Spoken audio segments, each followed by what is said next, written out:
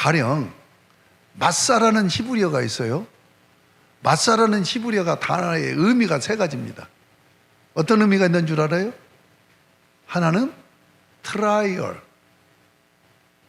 시련이라는 말이에요. 마사라는 말이.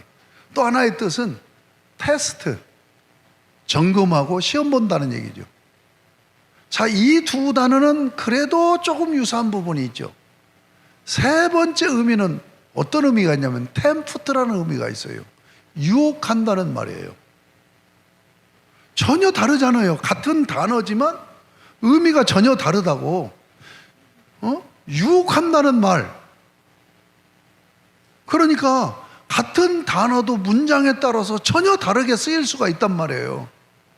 그러니까 아포토테라는 부사구도 두 번은 이 성경이 2부 시작과 3부 시작을 할 때 쓰였고, 세 번째 가룟 유다에 쓸 때는 다른 용도로 쓰였다. 다시 이제 정리합니다. 아포토테라는 이때부터라는 이 부사구로 2부가 시작되고 3부가 시작된다. 왜 이렇게 분류해야 되는가를 정확하게 제가 그 의미를 얘기하겠습니다. 자, 1부는 뭐냐? 자, 마태복음 1장 1절에서 28장 20절까지가 무슨 복음이라고요?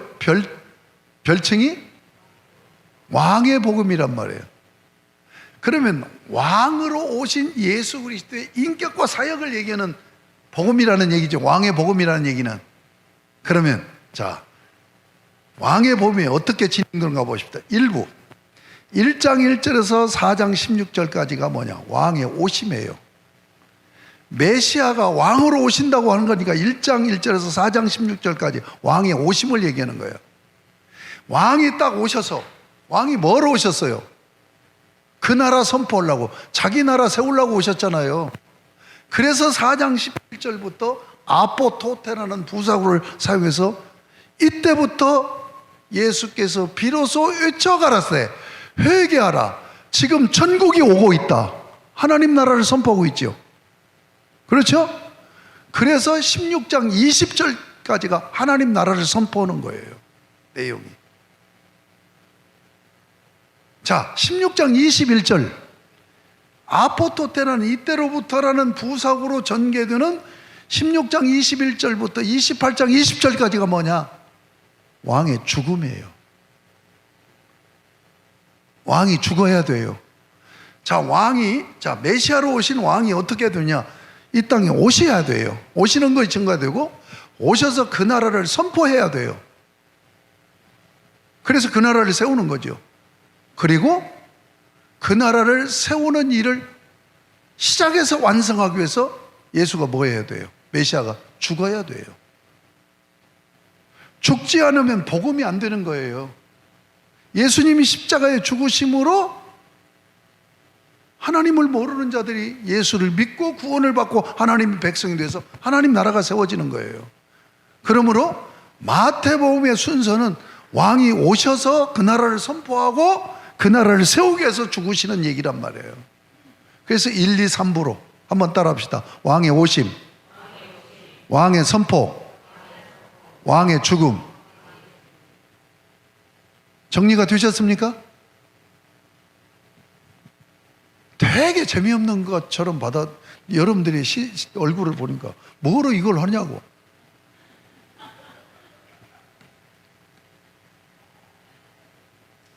그래요? 여러분이 지금 마태복음 한 권을 딱 정리해 놓으라고 지금 이거 분류를 해드리는 거예요. 근데 이걸 싫어하면은 그냥 막 살겠다는 거나 똑같은 거야. 나 그냥 건들지 마라. 나 막 살을 거니까. 하는 거나 똑같은 거야. 이걸 이렇게 딱 정리를 해야 된단 말이에요. 오늘 공부가 이 공부예요. 예. 그럼 왕의 오심, 왕의 선포, 왕의 죽음을 1장부터 쭉 정리해 드립니다. 1장으로 들어갑니다. 이제 1장부터 쭉 지금 마태복음 한 권을 여행하는 거예요. 1장은 뭐예요? 왕의 뭘까요?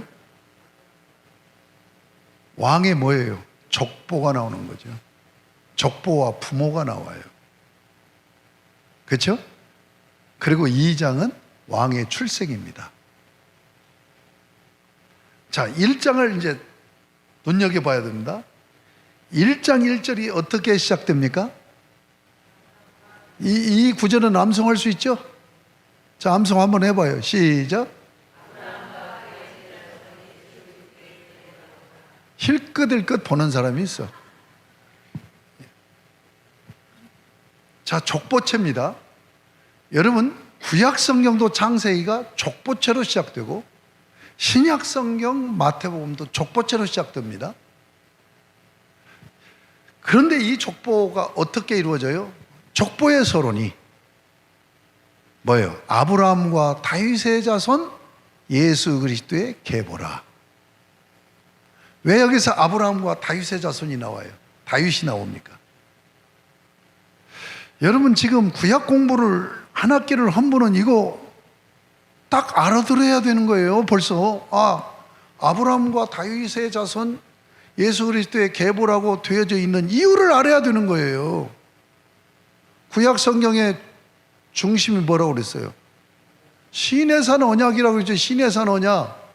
신의 산 언약의 역사가 전개되는 게 구약 성경 구속사라고 그랬죠. 그러면 신의 산 언약이 누구로 세워져요? 아브라함으로 세워지잖아요. 그리고 누구에게 보증이 돼요? 다윗이잖아요. 그러니까 구약 성경 신의 산 언약에서 언약한 대로 언약하면서 약속한 메시아를 지금 보내주신다는 얘기예요. 그러니까 아브라함을 불러서 창세기 15장에 언약을 맺어요. 그 언약이 뭡니까? 네 후손으로 큰 나라 세운다는 거였잖아요. 그것이 실현되는 게 신의 산 언약이잖아요.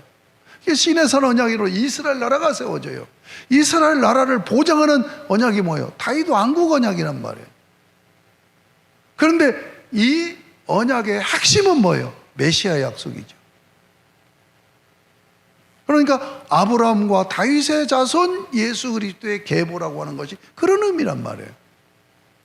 그런데 여기서 왕으로 오시는 메시아는 뭐로 오시는 거예요? 지금 구약 성경을 한 학기 동안 공부를 했는데도 이게 지금 연결을 못하고 있는 거예요. 지난주에 신구약을 연결시켜 드리기까지 했는데, 여러분, 구약 성경을 이해 못하면 마태복음을 이해 못해요. 마태복음이 왜 중요하냐면 구약과 신약을 연결하는 성경이에요. 그래서 구약 성경을 가장 많이 인용하고 있는 성경도 마태복음입니다. 그러니까 마태복음은 뭘 얘기하는 거예요? 구약과 신약이 하나로 연결되어 있다는 얘기를 하는 거예요. 그러니까 여러분이 지금 구약을 왜 공부했느냐? 마태복음을 바로 이해하기 위해서 공부한 거란 말이에요. 그러니까 왕으로 메시아가 오시면 뭐로 오시냔 말이에요? 다윗 왕국 언약을 회복하려고 오시는 거예요. 그러므로 누구에게 초점이 맞춰져요? 다윗에게 초점이 맞춰진단 말이에요. 아시겠습니까? 그것이 어디서 나오느냐? 1장 보세요. 지금 족보가 14대 14대 족보가 나옵니다. 자, 다윗이 왕이 되죠. 그렇죠? 다윗의 선조들은 왕이 아닙니다. 그렇죠? 다윗의 선조들은 왕이 아니죠. 다윗부터 왕이잖아요. 유다 지파 중에서. 그러면 다윗의 후손은 왕입니까? 아닙니까? 왕이잖아요. 솔로몬도 왕이고 왕이잖아요. 잘 봐요. 그러니까 여러분이 성경을 까막눈으로 성경을 보고 있는 거야. 눈을 열고 봐야 돼. 자, 보세요. 지금 다윗 왕 전에는 왕이 아니니까 왕자가 안 붙어야 되죠. 그런데 다윗 왕, 그 다음 6절에 보면 다윗 왕이 있죠. 다윗 왕에게서 솔로몬이 났고, 솔로몬은 르호보암을 낳고. 이들은 왕이었어요? 왕이 아니었어요? 왕이었잖아요. 왕이었잖아요. 그런데 왕자가 붙어요? 안 붙어요? 안 붙어 있잖아요. 그러니까 다윗 전 분들은 왕이 아니니까 왕자가 붙으면 안 돼요. 그러나 다윗 후의 분들은 다 왕이에요. 근데 왕자가 안 붙고 누구만 붙어요? 다윗만 왕에 붙은 거예요. 그러니까 뭐예요? 다윗 왕과 예수 그리스도를 연결시키는 거예요. 다윗 왕국 언약을 실현할 왕으로 오셨음을 이 족보에서 보여주고 있단 말이에요. 이제 보입니까? 보여요, 안 보여요? 신기하잖아요? 재밌지 않아요? 이런 재미를 붙이면서 여러분이 성경을 읽고 연구를 하는 거예요. 공부를 하는 거예요. 자, 1장은 그렇게 해서 넘겨요. 자세하게 할 수가 없어요. 28장까지 가야 되니까. 2장으로 넘어가요. 2장은 뭐라고 그랬죠? 2장은 뭐라고 그랬어요? 왕의 탄생이라니까. 지금 성탄하시는 걸 기사를 기록하고 있잖아요. 그러면 성탄하신 걸 마태복음에서는 예수 그리스도의 탄생을 뭐라고 얘기해야 돼요? 왕의 탄생이라고 그러죠. 그래서 핵심 구절이 2장 2절이에요. 2장 2절을 읽어봐요. 시작. 예, 유대인의 왕으로 나셨다라고 얘기하잖아요.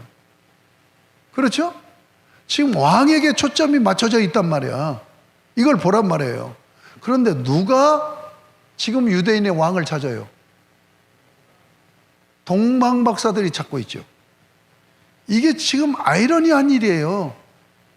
유대인들은 왕국 언약, 다윗 왕국 언약을 회복할 왕으로 오실 메시아를 그토록 기다리고 있는데, 정작 그 메시아가 출생했는데 한 사람도 유대인의 왕이라고 찾아오는 사람이 없어. 근데 누가 찾아와? 이방인이 찾아와요. 이방인이. 이건 뭘 얘기하는 거예요? 다윗 왕국 언약은 이스라엘 유다인들이, 유다 백성들이 생각하는 것처럼 그 구약의 이스라엘 나라를 회복할 나라가 아니에요.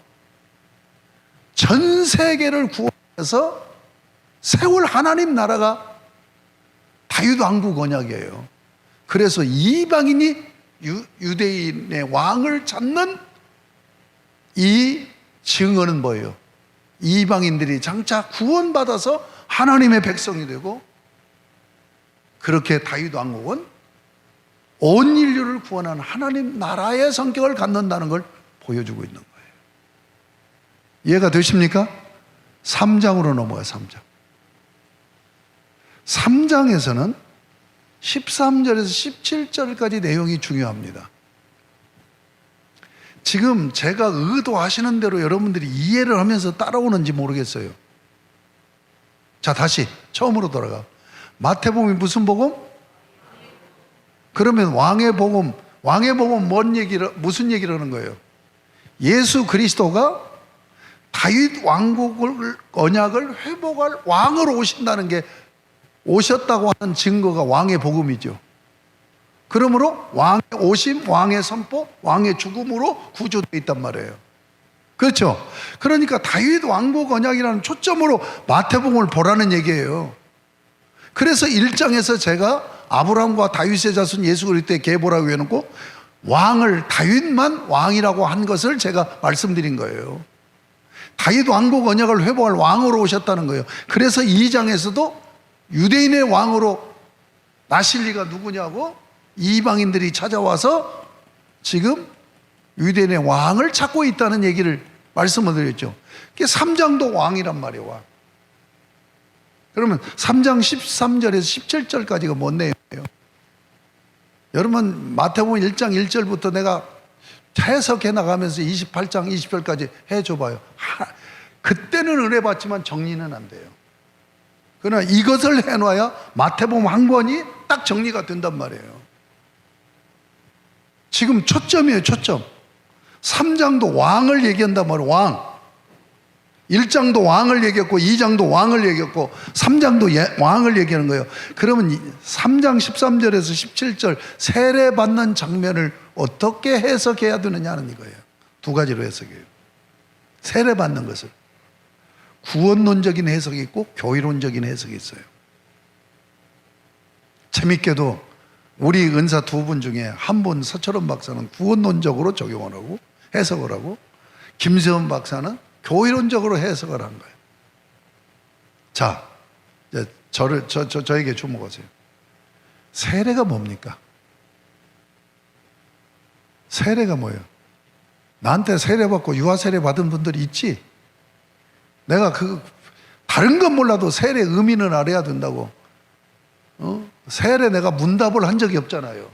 세례 문답 시간에 장로님들하고 앉아서 내가 다시 교육시키잖아. 세례가 무엇인가?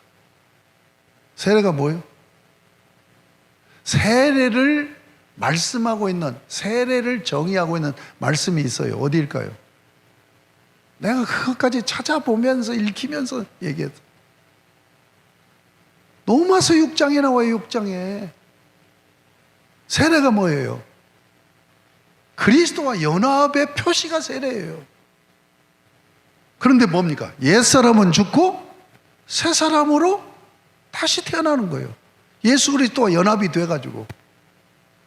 자, 이것을 정의 내린 것보다도 그림 언어로 이해하면 훨씬 더 빠르죠. 10분 전이면 이거 여러분이 능동적으로 따라오지 않으니까 굉장히 내가 힘들면서 설명도 길어지고 그러는 거예요.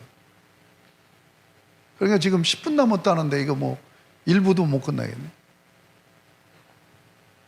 자, 봐요. 세례를 제가 구약 성경 하면서 세례를 얘기했죠.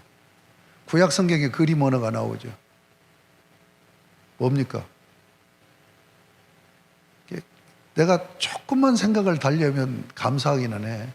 이렇게 잘 잊어버려주고, 응? 이렇게 무식하니까 내가 목사 해먹는 거예요. 똑같은 얘기 10번 하고 20번 얘기해도 또 모르니까. 홍해바다 건너는 것이 세례받는 거라고 했어요, 안 했어요? 왜 그걸 상기를 못 시켜? 홍해바다 건너는 것이 뭐예요? 고린도전서 10장 1절에 보면 사도 바울이 세례받는 것이라고 해석을 하고 있단 말이에요. 그럼 뭐예요? 홍해바다를 건너는 것이 왜 세례받는 거예요? 홍해바다를 건너므로 옛사람 노예들은 홍해바다에서 다 죽이고, 그리고 거기서 살아나오는 사람들은 하나님의 백성이 돼서 신분이 변화돼서 나오는 거라고 얘기했죠. 그렇죠? 자, 세례받는 것이 그 의미라는 걸 아시죠? 그러면 옛사람이 예수 그리스도와 함께 내가 죽는 거예요. 그리고 예수 그리스도의 부활의 영이 내 마음에 심겨져, 영혼에 심겨져서 내가 새롭게 다시 태어나는 표시가 뭐냐? 세례란 말이에요. 자, 세례에 대한 이해를 했어요? 그러면 묻겠습니다. 예수님이 세례 받아야 돼요, 안 받아야 돼요? 예수님 세례 받으면 큰일 나는 거예요. 그래요, 안 그래요? 예수님이 세례를 받는 순간 예수가 뭐가 되는 거예요? 죄인이 되는 거잖아요. 왜 옛사람이 죽어요? 죄인이기 때문에 죽이는 거잖아. 여러분, 죄를 깨끗이 할 수가 없어요. 죽지 않고는 죄가 해결이 안 돼요.